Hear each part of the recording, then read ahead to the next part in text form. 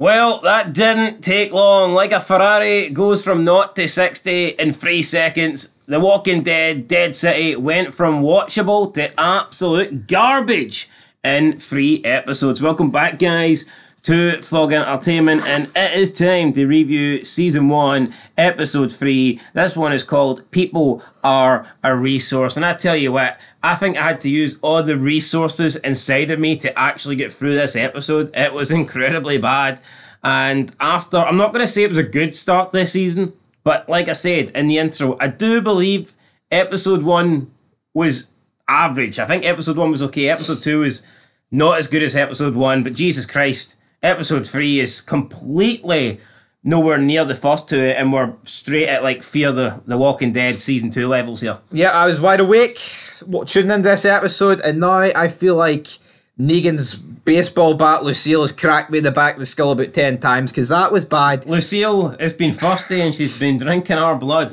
You know what? To say. I was I expecting such a poor filler episode in a 6-episode season? No. But was I expecting poor episodes? Yes.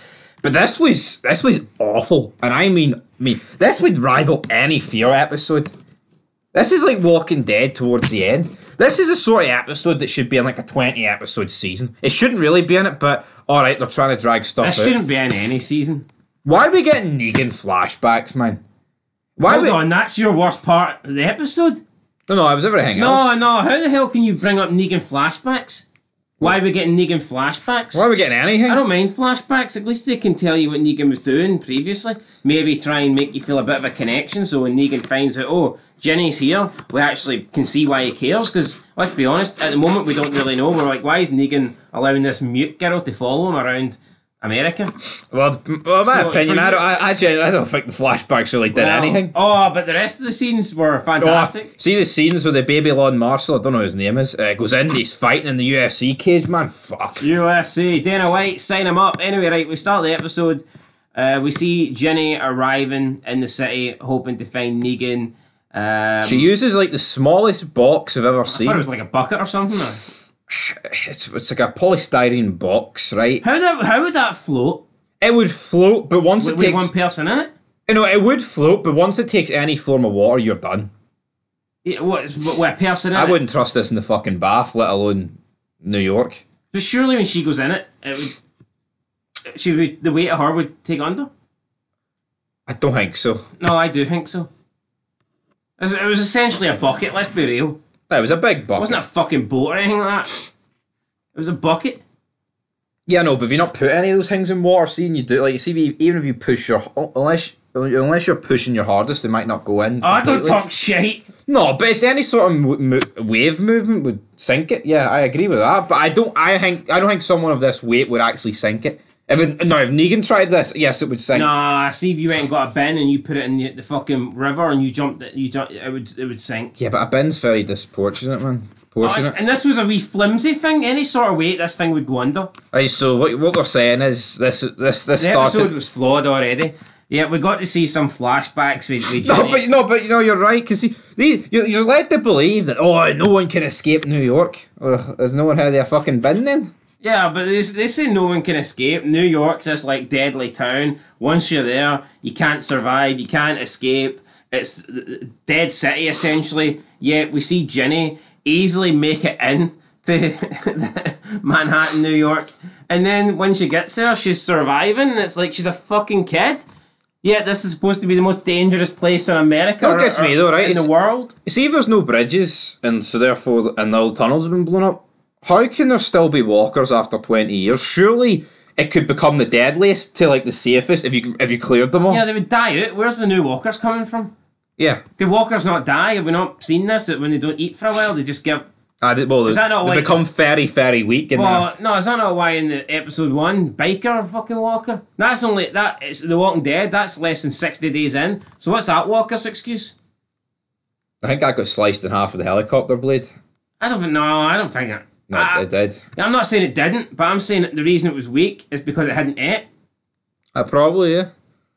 Why would a walker get weak because it got sliced in half? Yeah, but you've got to bear in mind that. Yes, right. They don't function like normal people, though. That logic works in season 1, episode 1, but we've seen throughout the show, logic goes out the window. Oh, you can get blood on yourself, it's alright. Negan then decides here, what if we coat our weapons in blood and we'll infect Rick's crew? Well, there you go. So that's automatically the win. Logic does not. It's not consistent throughout this show. There is no consistency. The only thing I'd say about The Walking Dead, it is consistently inconsistent. But I think when you're doing a zombie show apocalypse, when you have any sort of major time skip, I think the show's done. Yep. And we're now, 20 years, I would say, into the entire thing. It just doesn't work. It really does not. Yeah, I mean, you've got the New York people here talking about, the first days of the outbreak. We've fucking heard it all before. As if we've never... It's all the same. It's all the fucking same. Same thing happens. Outbreak. The towns, cities get overrun. The army come in to try and stop it. They think they're trying to help. You think they're trying to help? No, wait, they're trying to contain the situation. They blew out the bridges. How's that any fucking different from any of the other series? This would only work if it was like someone... Just like Fear the Walking Dead, where the army in season 1 are going to blow it up to try and contain the spread. Yeah, but... How's that any different from what's happening here? The only way this works is if it was like someone being like, they blew up the Eiffel Tower, because there's only one fucking Eiffel Tower. But see, in terms of subways, fucking, what city doesn't have subways? No, but the point is, they were blowing it up to try and to contain it. That's the point. Yeah, but what's groundbreaking about this? Nothing. Them giving their account. What have Negan and Maggie not seen for this to be like, that was great? Could Maggie know just to say boo-hoo? Same thing happened in Georgia. Yeah, exactly. On my daddy's farm. That was a bad. No, like see the way Negan's like, here, I want to see the Statue of Liberty. Now, if the Statue of Liberty was not there, it was like in the water. Now that would be, I'd argue that's a big deal. That's like a groundbreaking thing. What? It's a fucking statue. What relevance does that have to anyone's individual story? No, it doesn't. But you got to understand that this whole bridges and subway thing, loads of other cities have seen this. I'm not denying that, but they were trying but so that's more... Nah, but they were trying to say, you don't understand what happened. No, we do understand, because what happened in Dead City, Manhattan, New York, is the same thing that happened in all the other fucking cities. The army came and tried to contain the spread. But for their making... I don't know what's worse, though, them saying this or Negan and Maggie pretending to care. Well, I'm glad somebody cared, because I didn't. I mean, Negan's killed her husband, and here they are, both equally concerned about fucking bridges. I'm not going to go entirely over, right, the episode and all the conversations with Negan, Maggie, and this new group, but essentially this is what happened in their story arc. Negan and Maggie wanted to find the Croat. No one in their group wanted to help them, apart from the main woman, whose name... Is it Katrina? I think it... No, Amia? Amia is like the only one that wants to help them. You've got the two fucking big guys, Luther and Tommaso. They're like, oh no, we don't want to help. Tabasco sauce doesn't want to help. It's like, straight away you have the woman, funny enough, in the group where she's willing to risk her life and help, but the two big men are like, oh no, we don't want any of that smoke. No, what about the guy that, like that Tommaso guy? He's the one that escaped the place. Was he not want fucking revenge? But here, these shows aren't woke. TV nowadays in 2023 ain't woke. There's not a clear fucking push for wokeness here, where the woman is the strong character and the men are little bitches. Compare this to when The Walking Dead... See, when The Walking Dead first started, did you have Carol and Laurie fucking leading the line and went, no, Rick, you stay back, I've got this, running into barns with their machetes? No, you didn't get that, right? Rick and Shane, you're not shooting today. You're catching the frogs, What boys. you got was realism.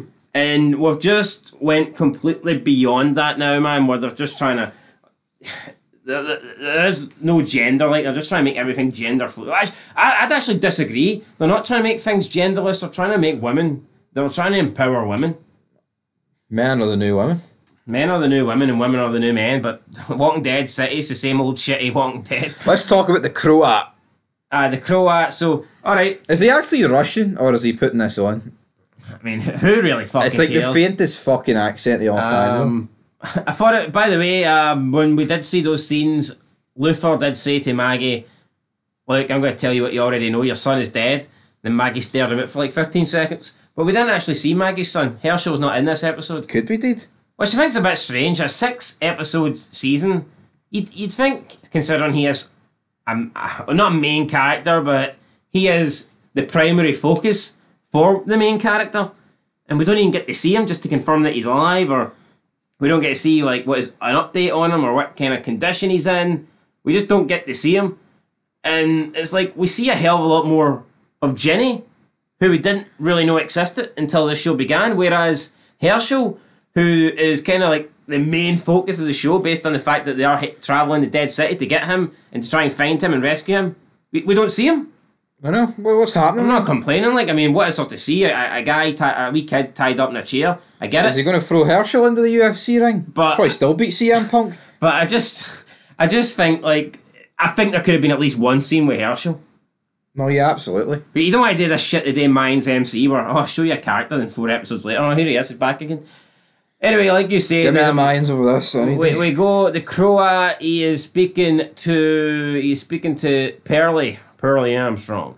We'll just call him Pearlie, and he wants information. Pearlie's not giving him anything, and then there's a guy standing there who served him food, and then the Croat says, "You've given me tainted meat." There was maggots in it.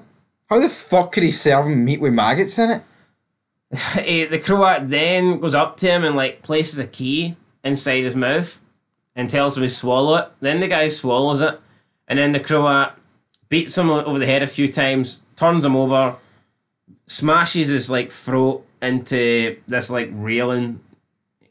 I guess it kills him. Then he tosses him over the railing, and you've got Pearlie just looking on, thinking, "What the hell happened here?" So why are we supposed to care about any of this? Oh, look, we'll give you this character we've kind of let you know about, and here's the Croat going to have a wee conversation with these two. Were they trying to show that there's similarities between the Croat and Negan? Yeah, I think so. Because if someone in Negan's crew served him tainted meat, would Negan know had done something similar to this? No guts. So I don't know if that's what they were going for. Then it was weird. Like someone dies and they put them into like this tube, or like not a tube, but they put them into this like big test. Well, let's call it a big test tube, container. A big container of methylene. The Croat explained that humans release gases such as methane, and that can produce like power and all this stuff. But I thought it was weird. What is he, a fucking scientist? What is this guy? I thought it was weird seeing these people fucking float in water. No, but this is the biggest filler episode ever. Cause see, back in Negan and Maggie's court, what they just fucking sit in a building. There's not like they even move. They actually just sit in the same building they were in that last episode. Yeah, pretty much. We see Jenny, whatever the fuck she's called. She gets into the town. She drops her dinosaur. Then we show you flashbacks where previously she dropped her dinosaur and she's like, "Oh, I can't live without this. I need this. I'm like 15." Oh, she didn't say that, mate. She can't speak. Well, I can't say it, but the show alluded to that this is like a support fucking toy or something. See, Negan, will he not be like, "Right, you stupid cunt, just fucking speak. Speak when you're spoken to." Well, he kind of did say that in the flashbacks, didn't he? Aye, but she didn't speak. You're not been like, "Actually fucking speak. Talk to me. Talk to me, player." So yeah, Negan finds her doll. I think it was in her bag all along after looking for it. She almost got bit by a walker trying to find this purple dinosaur. Big Barney the dinosaur. What's Barney doing in the Impact It's John Cena. Anyway, she drops her dinosaur back in current time. She tries to pick it up. She's running past... I mean, how many times in The Walking fucking Dead are we going to see somebody walking and then literally there's a walker that is like trapped underneath something, crawling on the floor, and it reaches it and grabs somebody and it's trying to pull them in and the person's trying to like crawl away and kicking at the walker to get away? No. How many times are we going to fucking see that scene? It literally kicked off episode 1, the premiere. Maggie's got her fucking... What do you call that? Man school? Or what do you call those... The big binoculars, no? Let's call it binoculars. Telescope? No, it wasn't that, but whatever. No, but let's be real, right? No, but you're not sick of that scene, because I'm fucking sick of that scene. Yeah, but see, from a filming perspective, we can't see waist down. So, right, so if you do it once, fair enough. But see in real life, we all know what you can look like when you're walking about. You've got a great point of view. And they never seem to see these things. Yeah. I just don't get it. Anyway, Jenny manages to escape. Stevie Wonder could have fucking seen this. Jenny manages to escape, but she loses her dinosaur. Then someone with a shitload of bags is tracking, and they pick up the dinosaur. Oh, they've found the dinosaur. Then they go back to the crew where we got like Tommaso and all this stuff. She's look what I found. They give her a big hug. I guess she's with them. I don't know. I think she is. Can't remember. I do not give a shit about any of this crew. I don't really care about any of these people, to be honest. They've done a really poor job of getting you invested in these characters. But whatever, that's it. Turns out the Croat was a scientist before, so there you go. Well, there you go. That's a video for a different day. She then empties her belongings that she found out in the streets. Maggie notices the doll. She's like, oh, where did you get this? Then she explains she just found it. And she's like, why? And instead of Maggie telling the truth and maybe getting a search party here for Guinea going, she goes, oh no, I just know a little girl that would like that. Now, it looked like by the reaction of Maggie, it certainly looked like she knew this doll belonged to Ginny. So yeah. I'm assuming she's just like... some girl I knew had that dinosaur. I'm assuming she's just bullshitting, although I don't know why she wouldn't tell them the truth. And I don't know why she wouldn't tell Negan immediately. But she doesn't tell Negan immediately. Then we go back to like the stadium where the Croat is or whatever. And he throws Pearly into this like UFC pit. And but first he gives him like a draw of the methylene that this dead guy is just swimming in to get him high, throws him in, and then handcuffs him to a pole in the middle. So he's fucking handcuffed to a pole in the middle of a UFC cage, octagon. It's not going to go too well for him. First opponent is the guy that Croat killed earlier, the guy that gave him the tainted fucking meat. So Pearly comes in, he manages to dodge his attack, he kind of gets him behind the pole, a bit like Walter White in Breaking Bad when he had Emilio, when he had him like wrapped around the pole. I know what scene I prefer. Yeah, and then he gets like the handcuffs and he puts up against the neck, and the neck just gets decapitated too easily. Like decapitated? What did I say? Decapitated? Wow, decapitated, guys. I feel like I'm decapitated after watching this episode. Point is, right, the head falls off way too easily. Now, I'm not saying if you try with all your might that it might not come off, but keep in mind, this is fresh. This walker literally just turned. So you can't say, oh, well, the flesh was a bit weak. The Croat just killed this guy a couple hours ago. Yeah. So I don't really see why this is happening. All this is going down, though, and we don't care. We don't care about this guy. Then Pearly digs inside his body, gets the key out, he unlocks his handcuffs. He then takes his boot off and starts using his boot to kill the rest of the walkers. They send in more walkers, and he's taking his boot off. Has he got steel toe boots? I don't know. But he's whacking walkers over the head. Some of them he was only hitting once and they were dying. Yeah, with boots on. And then they got the Croat enjoying the show, thinking this is great. Meanwhile, we're thinking this is anything but great. And then he actually said after here, I don't know, I don't like these shows. So what the fuck? What's the point? I don't know. We go back to I don't know, whatever I call them, the group that doesn't like the Croats. I don't fucking know. Negan gets confronted by Luther. Luther's like, at the end of the night, you're going to leave with Maggie and you're going. Negan's like, that's not going to happen. I get you're trying to look after your people, but we're getting her son back, so to speak. And Luther's like I'm protecting my people here. Either you go or I'll make you go. Kind of squares up to him. Negan's like, look, I really don't want to do this. We don't need to do this. We don't need to fight. Then Luther, I had to check his name. I was about to say. I had to check his fucking name on Wikipedia. Then Luther gets this wanted poster out, and it's Negan on it. And Negan's like, shit. So all of a sudden now, Luther certainly doesn't trust Negan. And he wants him gone. And Negan's like, it's not going to happen. Luther won't move out Negan's way. And then we get a fight. Negan tries to hit him with a kitchen sink, it looked like. I think it was a frying pan. Frying pan, whatever. Hit him with a frying pan. Luther then gets him in a bear hug. I could swear you could hear Negan's ribs crushing. Now, I'm not even joking. It looked like Negan was about to die here. He had him in the Mark Henry bear hug. But then Negan got it looked like a vegetable peeler or potato peeler or something like a that. grater, cheese grater. It was something. It looked like a pizza cutter, but obviously, if he's doing it for the side, would it really work? Yeah, so he got I thought it was like a cheese grater, and he sliced the top or the forehead of Luther. Now it didn't look like he sliced him enough to do any. Well, it almost took his entire forehead off, even though it didn't look like it would do that based on the way Negan done it, because it looked like he done it really fucking friendly. Yeah. And then Luther falls back, and unfortunately for him, there's a spike on the floor, and he impales his head. Negan looks on, then Negan goes up and gets his hand, and he pushes Luther's head further down into the spike, killing Luther. So there you go. You think Luther's this big guy, and he's a top man, and he's the leader of this group or whatever. He's the authority figure. Well, no, he's just dead. He's just dead. Then we go back to the stadium, and the Croat is saying that he put on the best performance ever. He tells you, yeah, you did well, Pearly. And then he wants to know why Pearly's here. And he gets his guys to like restrain Pearly. And then he takes his boot off and he checks inside his boot and he pulls out a suicide note from his brother, I believe it was. Yeah, something like that, yeah. And then he starts reading it. And it's like, how the fuck did he know that there was a suicide note in his boot purely based on the fact that he was using his boot to hit walkers with? I am confused. Yeah, and it's weird. Pearly's like obviously not speaking here, and then like because the guy reads it, his brother's suicide note, his arse fucking goes. Like why? Why does he give up here?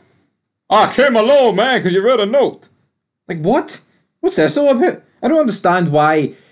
Like he's been threatened with getting killed. He gets thrown in the UFC octagon against Walker's handcuffed. But reading this note's too much for him. He gives up and he's like, I'm here for a guy called Negan. And then the Croat obviously realises that, hey, I want Negan too. Now, apparently, he's no Russian, the Croat. He's actually from Croatia, which makes his name a wee bit more sense. But I don't know. No shit. Yeah, so what? What else do you think he's called the Croat? I don't know, mate. Why are they called the baby lawn? They fucking baby oil? Oh, piss off. That's like someone called the Scotsman. Oh, he's from fucking Sweden. You walloper. What? Of course he's fucking Croatian.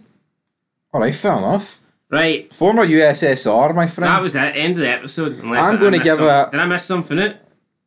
No. Is that how it ended? That's how it ended, aye. There you go, guys. End of the episode. You know what? Really fucking shit. I'm going to get a 1. I'm getting it a 1 as well. Garbage. Absolute garbage episode. Yep, nothing good about it. This episode 4, I don't really care, to be honest. Will this final season get above a 10 in terms of all the ratings added together? I believe we're at a 7. Final season? Should be the final season. First season, mate. Should be a final season. I'd be surprised if any of the next 3 episodes are as bad as this one. True. What are you looking forward to? Hit me with it. Absolutely nothing, but I think they've got potential to put on a better episode than this. No, the thing is, though, right? You know they're not going to kill Negan. You know they're not going to kill Maggie. And I'd be willing to bet good money they're not going to kill Herschel Jr. So what's the fucking point of this show? Who's dying? I guess we'll find out, guys, in episode 4. But Luther's dead. He's gone. And we're gone as well. 1 out of 10. Peace.